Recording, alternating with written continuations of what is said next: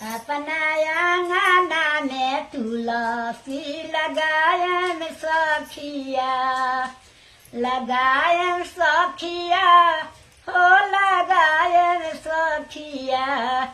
अपना आंगना में तुलसी लगायन सखिया।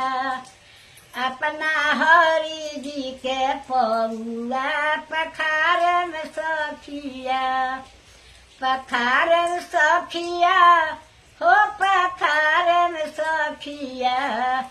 अपना हरि जी के आरती देखायन सखिया। सोने के थारी गंगा जल पानी हो, सोने के थारी गंगा जल पानी हो। हरि जी के पौआ पखारन सखिया। अपना हरि जी के आरती देखायन सखिया। अपना आंगना में तुलसी लगायन सखिया, लगायन सखिया हो लगायन सखिया। अपना आंगना में तुलसी लगायन सखिया। अपना हरि जी के आरती देखायन सखिया। पाँच ही तेरा एक ही लडुआ हो, पाँच ही तेरा राजे गोजे लडुआ हो। हरि जी के भोगावा लगायन सखिया, हरि जी के भोगावा लगायन सखिया। अपना हरि जी के पैर दबायन सखिया।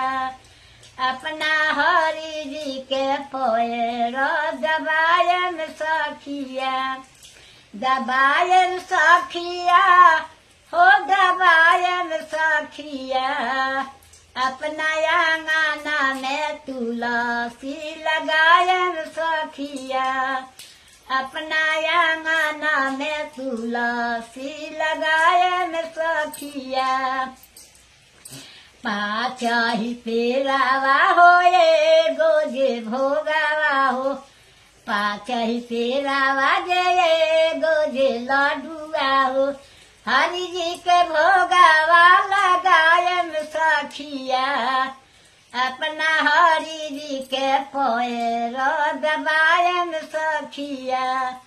अपना हरि जी के पैर दबायन सखिया, दबायन सखिया हो दबायन सखिया। अपना आंगना में तुलसी लगायन सखिया। तो सकरा जाइया वो पर दोलाई हो, हरि जी के सेजिया लगायन सखिया।